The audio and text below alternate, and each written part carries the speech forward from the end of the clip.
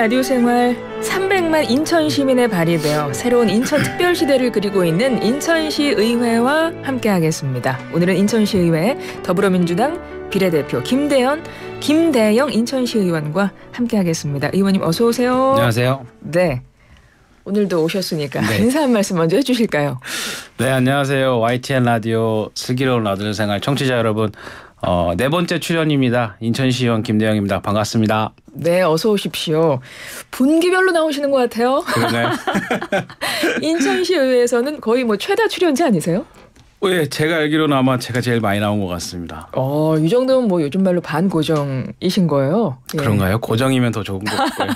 좋죠. 어떻게 지내셨습니까? 근황 먼저 좀 여쭤볼게요. 이제 추석이 내일부터 하다 보니까 이번 주 내내 이제 어떻게 보면 지역에선 이 행사가 엄청 몰려 있었어요. 그러다 그랬겠네요. 보니까 진짜 눈코 뜰 새 없이 아침부터 그냥 저녁까지 지역 주민들 만나고 하다 보니까 날씨도 워낙 덥고요. 맞아요. 그래서 오늘 되니까 조금 이제 좀 숨 좀 돌릴만 합니다. 네. 추석 계획은 어떻게 하고 계세요? 추석 때는 원래 저희도 차례를 지내는데 올해는 차례 안 지내고 그냥 집에서 쉴 것 같아서 뭐 그냥 저녁 때나 이제 친구들 만나고 지인들 만나서 술 한잔 하는 정도? 그 정도로 휴일 보낼 것 같아요. 그러시군요. 그래도 추석이 좀 닷새여서 그동안 네. 너무 바쁘셨는데 좀 에너지도 충전하고 쉬실 수 있는 그런 기회가 됐네요. 네. 네, 다행입니다. 자, 전반기 마무리되고 후반기가 시작됐습니다. 전반기 쭉 의정 활동 돌아보시면 어떠세요? 이제 아무래도 이제 제가 지역구 시의원이 아니고 비례대표라는 이제 그 직책이다 보니까 어떤 지역의 민원보다는 제가 소속된 정당의 어떤 입장에서 입각한 그런 의정을 펼쳤던 것 같아요. 그래서 말 그대로 이제 시정을 견제하는 이제 그 야당이라는 그 의원의 포지션에서 가장 최선을 다했다고. 그리고 가장 제가 봤을 때는 좀 오만할 수 있지만 가장 잘했다고 생각합니다. 야당의 의원이라. 그러시군요. 후반기에도 상임위원회는 행정안전위원회 의정 활동하시게 됐어요. 네네. 어떻게 당선되시고부터 계속 이 위원회 아닌가요? 맞습니다. 이렇게 위원회는 본인이 계속 쭉 하면 할 수 있는 거예요? 본인의 의사대로? 네, 가능하죠. 그럼 왜 계속 이 위원회에 계십니까? 특별한 이유가 있으세요? 뭐 여러 이유도 있지만 이제 저희 행안위 같은 경우에는 어떤 특별한 사업 부서가 있는 곳은 아니에요. 다만 이제 인천시 어떤 행정의 가장 핵심적인 부서들을 저희가 소관하고 있거든요. 이제 그리고 또 이제 그와 같이 동시에 이제 저희는 행정 안전이기 때문에 이 안전이라는 파트가 저희가 소관하고 있어요. 그래서 이 다른 거 뭐 여러 가지 민생도 중요하지만 결국에 시민들의 안전이 참 중요하다라는 게 제 마인드거든요. 그래서 그런 부분을 조금 더 챙겨보고 싶어서 또 행안위를 하게 됐습니다. 시민의 안전을 위해서 제일 중요한 거죠. 네. 어찌 보면 제일 중요한 거고 그러다 보니까 행정안전위원회에 계속 계신다는 건데 행정안전위원회에도 좀 뭐 소관 부서들이 좀 나눠져 있습니까? 어떻습니까? 네, 있습니다. 네. 그래서 방금 말씀드린 것처럼 인천시의 어떤 핵심적인 부서들이라고 말할 수 있는 기획조정실도 있고요.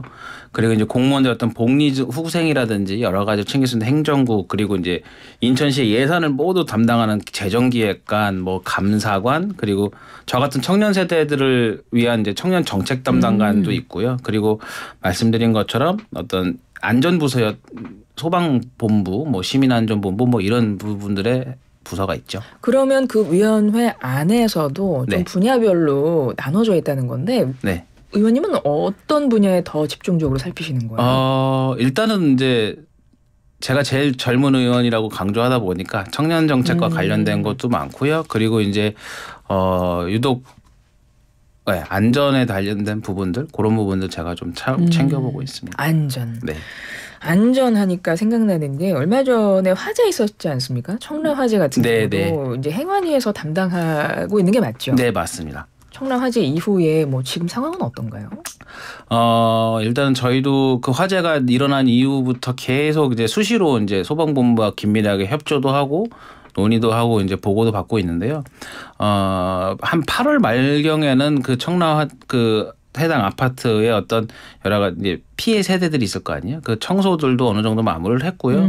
지금은 제가 알기로는 이제 구상권 청구라든지 여러 가지 이제 관련된 감식 결과라든지 이런 것들을 이제 종합해서 하고 있고, 그리고 이제 소방본부 차원에서는 이번 화재를 통해서 여러 가지를 좀 이 변화시키고 좀 보완하려고 하는 계획을 갖고 있더라고요. 그래서 뭐 스프링클러를 조금 더 인천에 있는 모든 스프링클러 전면 또 재조사 한다든지, 네네. 그리고 이제 전체 아파트 관리소장과 이제 안전관리관에 대한 그 교육도 한번 다시 시키고, 또 이제 관련된 전기차 화재에 대응할 수 있는 소화 장비를 좀 더 보완하고 뭐 이런 부분들을 좀 준비하고 있습니다. 알겠습니다. 왜냐면 소방 쪽에 관심이 많으시잖아요. 네. 근데 그걸 좀 알 수 있는 게 조례도 보면 관련해서 네. 조례를 많이 하셨어요. 소방 조례를 많이 하셨던데 네. 최근에 소방 급식에 대한 조례를 하셨어요. 조례 네. 소개 좀 해주세요. 정식 명칭은 인천광역시 소방시설 급식 환경 조성 및 지원에 관한 조례. 그러니까 네. 즉 소방 대원들에 대한 어떤 이제 급식을 지원한다라는 주된 내용인데요. 이런 거죠. 저희 원래 소방대원들도 지금 다 급식을 하고 있어요. 구내식당이 있어서. 근데 그게 복리후생, 즉 복지 차원에서만 이루어지는 거거든요. 그러니까 필수적인 게 아닌 겁니다. 선택적으로 극단적으로 말하면 안 할 수도 있는 부분이에요. 구내식당은. 근데 그런 부분들은 이제 제가 봤을 때는 이 소방대원들 같은 경우에는 어떤 일을 할 때는 밥 먹고 살자고 하는 일인데, 네. 특히나 소방대원들 같이 고강도 어떤 업무를 하시는 중요하죠. 분들에게는 정말 중요하다 생각해서 맞아요. 이건 복지가 아니라 필수다. 이런 부분들은 지원을 우리가 해줘야 된다. 이제는 그래서 그런 차원에서 제가 준비했죠. 그리고 보니까 소방서에 깜짝 격려 방문도 하셨더라고요. 네. 그게 언제죠? 이게 아마 지난주인가 지지난주쯤 있었을 건데요. 이게 이번에 아까 말씀하신 것처럼 우리 청라 화재가 터지다 보니까 모든 이슈가 다 소방대원들한테 가는 거예요. 소방 하니까 이제 결국엔 고생하는 건 다 소방대원들이라서. 그렇죠. 근데 그들이 뭐 본래 하던 일을 하는 거지만 우리가 너무 이 소방 이슈에 매몰되지 말자. 이것도 당연히 중요한 거지만 그 안에서 고생하는 소방대원들 먼저 챙기는 게 우리 시의원들의 역할 아닐까라는 생각을 해서, 그러는 걸 먼저 저희 행정안전위원회 위원장님이 먼저 제안을 해주셨고, 저랑 이제 다른 유승분 의원님이라는 분도 같이 부위원장이라서 그렇게 세 분이서 정말 직원들한테 알리지 않고 출발하기에 저녁에 한 1시간 전에 우리 갈 거니까 좀 도와줘라. 같이 가자. 이래서 진짜 그 자리에서 야 여기 가고 여기 이렇게 정말 즉흥적으로 했어요. 정말 왜냐면 이렇게 하다 보면은 소방대원들이 준비를 해요. 미리 알게 되시면 의전을 해서 의전 받으려고 가는 게 아니기 때문에 그냥 저희도 간단한 간식거리만 사가서 격려하러 가는 거고 애로사항 천취하러 가는 건다. 그렇게 해서 방문하게 됐습니다. 그럼 가서 좀 이야기도 나눠보시고 민원을 좀 들으셨어요? 네. 원래 저희도 그런 부분에서 좀 뭐가 불편하고 뭐가 부족하냐라고 말을 드렸는데, 그때 조금 안타까웠던 게 뭐냐면 저희 이대로도 좋습니다. 그러니까 지금도 좋습니다. 많이 좋아졌습니다. 이러는 거예요. 그러니까 뭐냐면 너무 여태까지 소방대원들에 대한 하거나 소방시설이 너무 열악했던 거죠. 열악하다가 조금씩 나아지다 보니까 많이 좋았습니다. 이런 얘기를 하는 거예요. 근데 누가 봐도 소방서 안전센터를 가면 너무 열악합니다. 뭐 대기실은 그냥 평상이고 침대도 아니고. 그래요. 이제 체력 단련이 있는데 체력 단련실에 있는 운동기구 같은 경우에는 다 어디서 주워온 것도 많고요. 그리고 실제 이 대원분들이 사비로 구입하는 것도 있으시다고 들은 것 같아요. 그런 부분들이 좀 많이 안타까워요. 그래서 그런 부분들 저희가 오히려 의원들이 나가서 야 이거 바꾸고 이거 바꿔주자. 오히려 저희들도 역제안을 했던. 그러니까 말씀들을 안 하시니까 지금도 많이 좋아졌습니다라고 하시니까 의원분들이 나가셔서 이제 보시면서 이것도 바꿔야 되고 이제 이렇게 하셨다고요. 그럼 좀 직접 이제 반영이 됩니까? 네, 이제 아마 이제 연말 때까지 이제 예산 작업을 하면서요. 저희가 그런 부분을 충분히 반영할 생각입니다. 예, 정말 우리 소방대원 여러분 일하시기에 아주 좋은 환경을 앞으로도 좀 많이 만들어 주시기를 부탁드리고요. 의원님이 소방뿐만 아니라 또 최근에 관심 있는 부분 또 분야 생긴 거 있으세요? 네.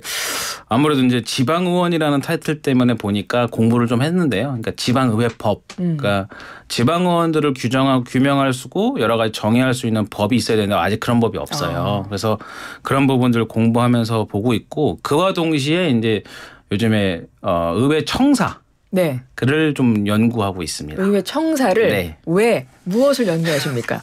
이게 이제 왜냐하면 저희가 청사 같은 경우에도 제가 근무하는 어떻게 보면 제 직장이잖아요. 그렇죠. 근데 이제 하다 보니까 좀 너무 낡았기도 했고 너무 좁기도 하고 너무 비효율적인 구조를 많이 보게 되는 거예요. 그래서 한번 공부를 해보자. 우리도 이제 의회를 좀 옮기고 싶거나 뭐 이게 좀 바꿔보고 싶다 이런 부분으로 해서 그런 부분들을 조금 이유로.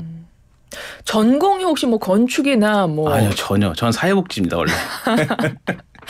근데 복지 차원에서 사실 직장 문화라던가 어떤 직장의 그런 것도 네. 상당히 중요하긴 한데 그래서 공부를 하셨더니 네. 뭐 공부한 결과 어떤 결과가 도출됐죠? 일단은 저희가 이제 저희 인천시청도 그 이전을 하게 신청사를 지금 짓고 있는 과정이에요. 네. 그래서 근데 이제 바로 옆인데 우리 시의회도 이제 좀 옮기고 싶다. 그러니까 이 신청사가 옮기는 과정에 그럼 지금 있는 시청이 지금의 저희 의회보다 크기 때문에 이런 부분들 그러면 좀 더 괜찮은 더 큰 규모의 면적에서 할 수 있겠다 해서 그런 어떤 청사 이전과 관련된 부분을 좀 공부하고 있고요. 그러면서도 이제 우리 것만 보지 말고 전국의 다른 의회도 좀 보자.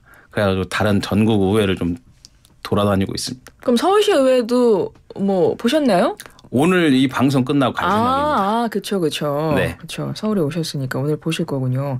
그럼 전국과 이렇게 다 비교를 하고 계시잖아요. 네네. 인천시의회 청사의 어떤 그림이 그려지십니까? 어떤 방향으로 지금 좀 생각이 들고 있어요? 네, 일단은 여러 가지 부분들에 대해서 좀 검토를 하고 있는데 다른 부분들 보니까 솔직히 참 모르겠습니다. 그러니까 저희 인천이 그래도 안 좋은 줄 알았는데 좀 괜찮은 수준이에요. 다른 데를 좀 다녀보시니까. 상대적으로. 근데 그게 문제가 아니라 아까 소방도 말씀드린 것처럼 전반적으로 다운그레이드가 되어 있으니까 오히려 이 절대적인 것들을 다 올려야 된다. 그중에 제일 문제가 뭐냐면 이 청사 기준 면적에 대한 제한이 걸려 있어요. 그래요. 네, 그래서 인구수대로 너네는 요만큼만 쓸 수 있어라고 이제 제한을 해놨기 때문에 그게 여러 가지 부분들 좀 많이 현행화가 필요하고 그리고 지금의 의회를 보면 너무 이 비효율적인 권위적인 상징의 이 정말 겉멋만 드는 의회들이 많아요. 네네. 그래서 옛날 어르신들은 그게 좋았겠지만 지금은 일해야 하는 지방 의회다 보니까 그런 부분들을 바꾸려면 우리 스스로도 조금 이제 바꿔야 된다 이렇게 좀 생각을 하고 있죠. 그래서 연구하고 공부하신 결과 겉멋이 들어있다. 네, 정말 이거는 비효율적입니다. 그렇군요. 그러니까 겉멋보다는 내실을 좀 강화하고 네. 정말 일하기에 효율적인 장소가 돼야 되는데 맞습니다. 그래야 시민을 위해서 더 의정 활동을 열심히 하실 테니까. 네. 청사 다음에 뭐 청사 계획이 정확하게 그려지거나 뭐 뭔가 확실하게 되면 또 다음 분기도 한번 나오셔야겠어요. 그럼요. 이렇게 연을 이어가죠. 자, 후반기에 이제 초반입니다. 네. 후반기에 어떤 계획, 포부 갖고 계실까요? 아까 말씀드린 것처럼 전반기 때까지는 야당이라는 포지션에서 이제 견지를 했다면 이제는 좀 지역의 문제, 그 지역 주민들의 어떤 민원 이런 부분들을 좀 더 집중을 하고 싶어요. 왜냐하면 현장에 답이 있는 것 같더라고요. 그래서 그런 부분에 포커싱을 맞춰서 한번 의정 활동을 펼쳐나갈 생각입니다. 알겠습니다. 저희 인천시의회 항상 끝에는 저희가 고정적으로 질문을 드리지 않습니까? 네. 우리 김대웅 의원님은 땡땡땡이다 이렇게 빈칸을 채워주시는 거를 벌써 한 2번 정도 했나요? 3번 정도 한 것 같습니다. 많이 곤란했습니다. 그래서 오늘은 다른 질문을 드려볼게요. 의원님의 어떤 내 인생의 노래, 내 인생의 명곡 이런 게 있으실까요? 많죠. 뭐가 있을까요? 여러 가지 뭐 스토리가 있는 것도 있지만 이제 원래 제가 되게 소심한 사람이었어요. 그러세요? 어릴 때 네, 소심해가지고 좌절도 많이 하고 막 삐치기도 하는데 그때마다 들었던 게 이제 이적의 하늘을 달리다.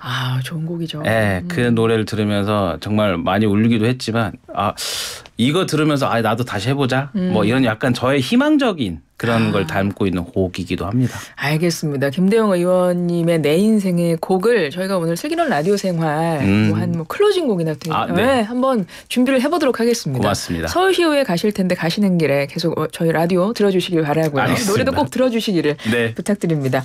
20초 있습니다. 추석 인사 끝으로 한 말씀 부탁드릴게요. 네, 청취자 여러분 이제 추석 연휴입니다.